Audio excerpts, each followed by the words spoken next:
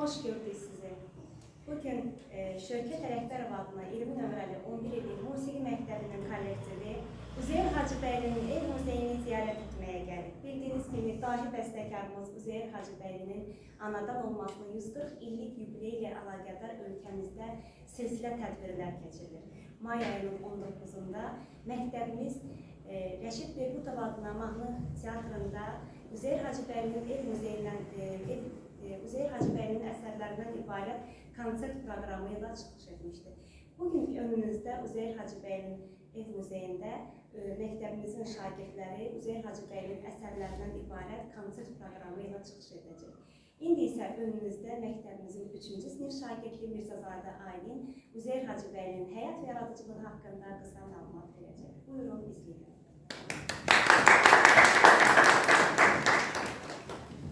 Üzeyir Hacıbəyli Azərbaycanın, eləcə də Şərq opera sənətinin banisi, Leyli və Məcnun, Koroğlu kimi təkrarsız operaların müəllifi, böyük musiqişünas alim, görkəmli dramaturq, publisist və pedaqoq olmuşdur. Müasir Azərbaycan musiqisinin elə bir sahəsi yoxdur ki, Üzeyir Hacıbəylinin adı ilə bağlı olmasın. İlk opera, operetta, xalq çalğı alətləri orkestri, mahnı və rəqs ansamblı, xor, simfonik orkestr, Azərbaycan Dövlət Konservatoriyası onun bilavasitə rəhbərliyi və gərgin əmək sayəsində yaranmışdır. Doğma xalqına yaxından bağlı olan və milli musiqi sənətinin qaynar çeşməsindən daim bəhrələnən Üzeyir Hacıbəyli yaradıcılığında fərqlilik, millilik, beynəlmilərçilik ənənələrini novatorcasına həyata keçirmişdir. Üzeyir Hacıbəylinin uşaqlıq illəri mədəniyyətimizə istedadlı bəstəkarlar, şairlər, rəssamlar bəxş etmiş, Qafqazın Konservatoriyası muğam sənətimizin beşiyi Şuşa şəhərində keçmişdir. Məhz bu baxımdan qeyd etmək lazımdır ki, Üzeyir Hacıbəylinin böyük bir musiqinin yetişməsi və formalaşmasında Qarabağın zəngin mədəni mühiti, musiqi aləmi əhəmiyyətli rol oynamışdır. Üzeyir Hacıbəyli sənətinin qüdrəti ondadır ki, bəstəkar həyatının son günlərinə dək xalqdan ayrılmamış, xalq sənətinin qaynar çeşməsindən daim bəhrələnmişdir. Onun musiqisi həm profesional musiqiçilər, həm də geniş dinləyici kütləsinə ünvanlanmışdır. Azərbaycanda musiqi təhsilinin, musiqi elminin təşəkkülü və inkişafında, geniş xalq kütlələrinin maarifləndirilməsində onun böyük xidmətləri olmuşdur. Üzeyir Hacıbəyli bütün həyatının mənasını xalqa xidmətində doğma incəsənəti inkişaf etdirməkdə görürdü. Azərbaycan musiqisinin gələcək yolda Üzeyir Hacıbəylinin irəli sürdüyü, əsasını qoyduğu yol oldu. Bugün Azərbaycan musiqi mədəniyyətinin beynəlmiləl əhəmiyyət kəsb etməsində Üzeyir Hacıbəyli yaradıcılığının və şəxsiyyətinin rolu silinməzdir, əbədidir.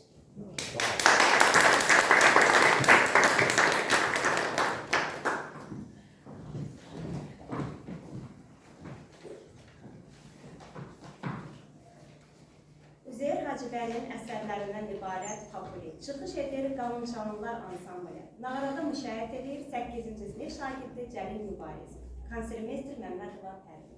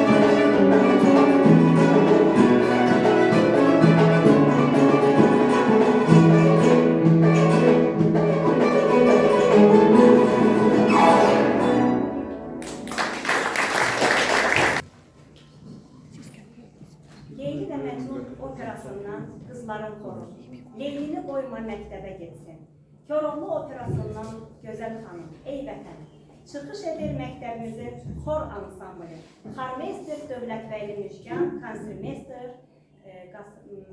Nəzirə xanım.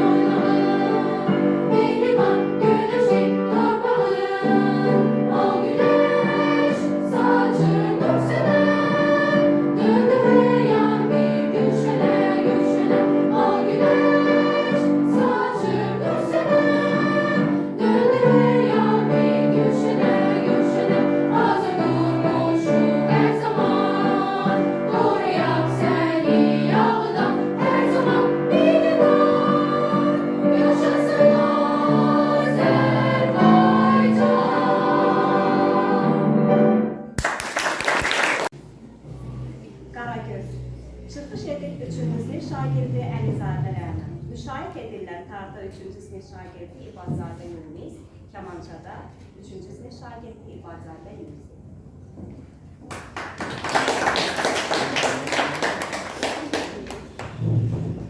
Bir bizə baxır mısınız?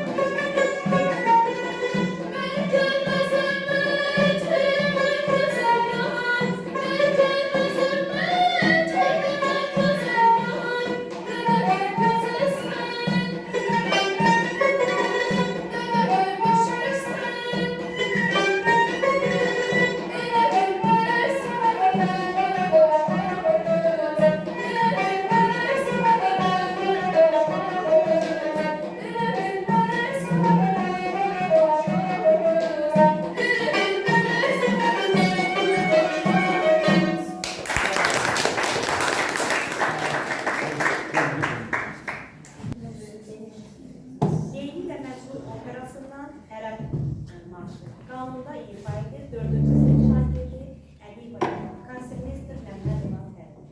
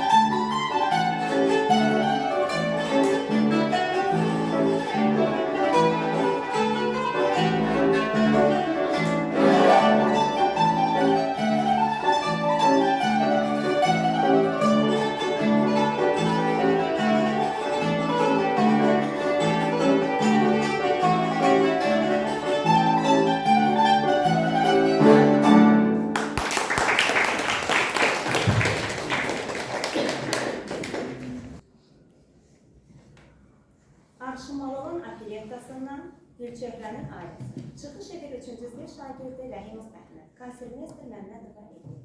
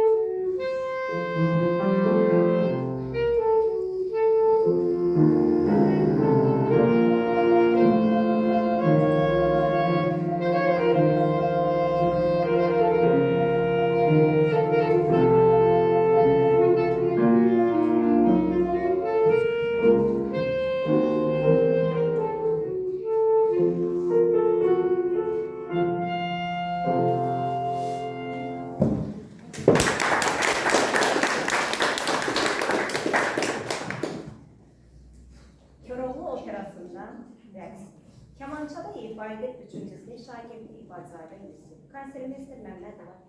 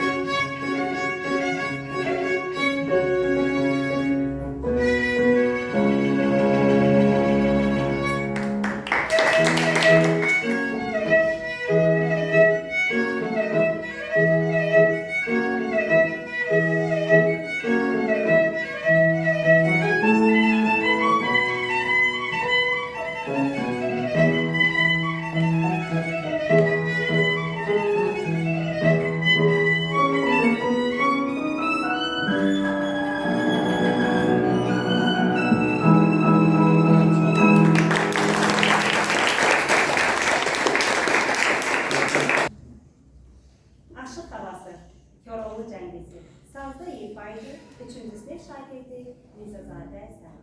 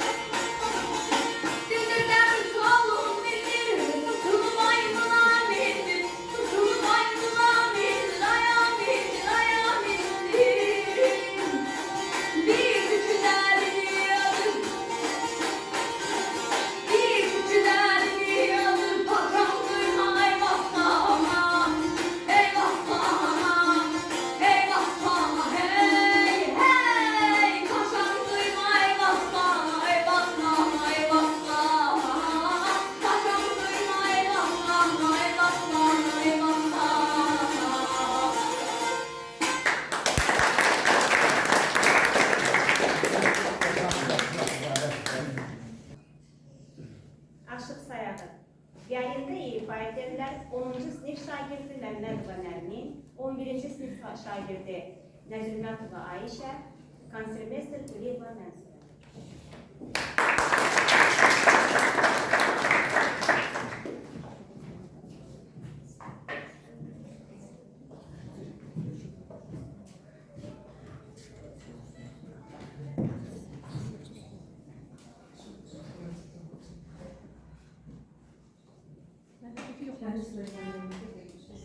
Kökü yoxlamışsınız.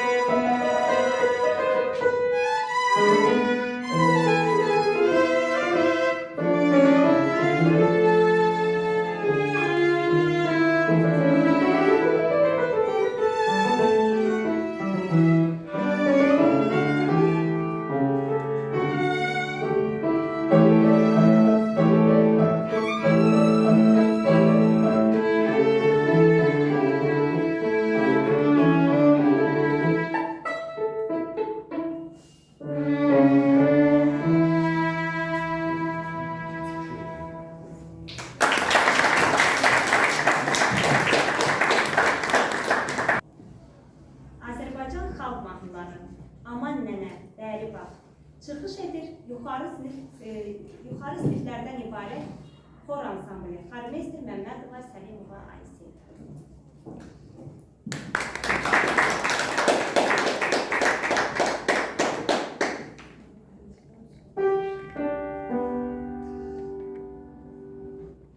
Ah ne güzel, ah ne güzel. Hasta gezerken ben düşer belimden. Aman güzel salın güzel yanınız. Arı düştüm gülümden gülümden. Aman nene salın nene yanına. O göğde seviren düşmez elimden. Ay aman nene salın nene yanına.